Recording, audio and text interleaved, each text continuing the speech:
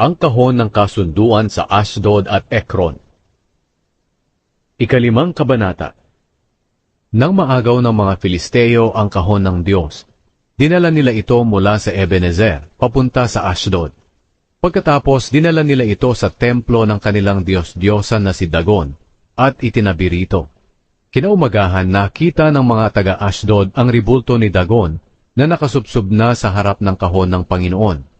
Itinayo nila ito at ibinalik sa dating posisyon. Pero kinaumagahan, nakita ulit nila na nakasubsob ang ribulto sa harap ng kahon ng Panginoon. Ang ulo at ang dalawang kamay nito ay putol na at nakakalat sa bandang pintuan. Katawan lang nito ang natirang buo. Kaya hanggang ngayon, ang mga pari ni Dagon at ang mga pumapasok sa templo niya roon sa Ashdod ay hindi na tumatapak sa bandang pintuan. Pinarusahan ng matindi ng Panginoon ang mga taga-Ashdod at mga karatig lugar nito. Binigyan sila ng Panginoon ng mga tumor bilang parusa sa kanila. Na makita ng mga taga-Ashdod ang nangyari, sinabi nila, hindi dapat manatili sa atin ang kahon ng Diyos ng Israel dahil pinarurusahan niya tayo at si Dagon na ating Diyos. Kaya ipinatawag nila ang lahat ng pinuno ng mga Filisteo at nagtanong, ano ang gagawin natin sa kahon ng Diyos ng Israel? Sumagot sila, dalhin ito sa Gat. Kaya dinala nila ang kahon ng Diyos ng Israel sa Gat.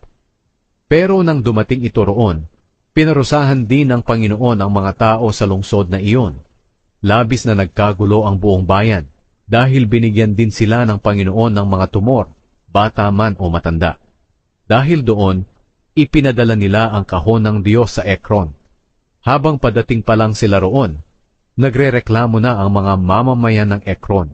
Sinabi nila, dinala nila rito ang kahon ng Diyos ng Israel para patayin din tayong lahat.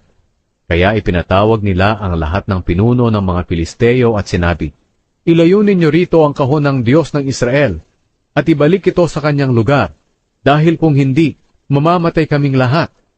Ito ang sinabi nila dahil nagsimula na ang matinding parusa ng Diyos sa kanilang lungsod. Nagkagulo ang lahat sa takot dahil marami na ang namatay. Nagkaroon din ng tumor ang mga natitirang buhay. Abot hanggang langit ang pag-iyak nila dahil sa nangyari.